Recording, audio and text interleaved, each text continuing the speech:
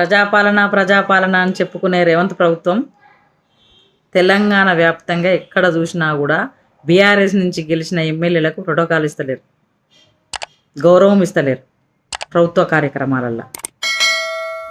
అక్కడ ఎవరైతే బీఆర్ఎస్ ఎమ్మెల్యేల చేతిలో చిత్తుగా ఓడిపోయినరో వారికి ప్రోటోకాల్, ప్రజాబలంతో గెలిచిన వాళ్ళకి ప్రోటోకాల్ లేదు. ఇదేనా మీ ప్రజాపాలన? దీన్నంతా ప్రేక్షక పాత్ర వహించుకుంటూ మీది నుంచి వాళ్ళ కొమ్ము కాస్తున్న పోలీసు యంత్రాంగం. ఈరోజు మహేశ్వరం నియోజకవర్గంలో కిలామైసమ్మ దగ్గర బోనాల చెక్కులు వంచడానికి వచ్చిన మాజీ మంత్రివర్యులు సబితా ఇంద్రారెడ్డి గారు, ఇప్పుడు ప్రస్తుత శాసనసభ్యులు సబితా ఇంద్రారెడ్డి గారు, వారితో వచ్చిన అనుచరులను లోపలికి పోనీయలే.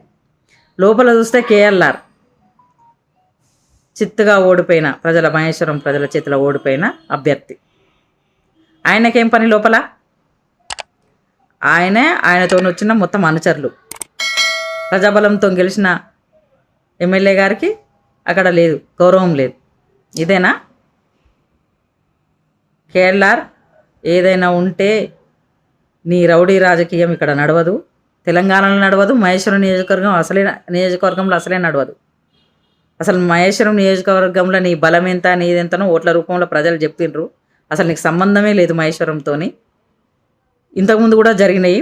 మళ్ళీ ఇదే పరిణామాలు ఇదే రిపీట్ అయితే మాత్రం చాలా దారుణంగా ఉంటుంది. మా బీఆర్ఎస్ లీడర్ల నుంచి, కార్యకర్తల నుంచి చాలా అవమానం ఎదుర్కోవాల్సి వస్తుంది.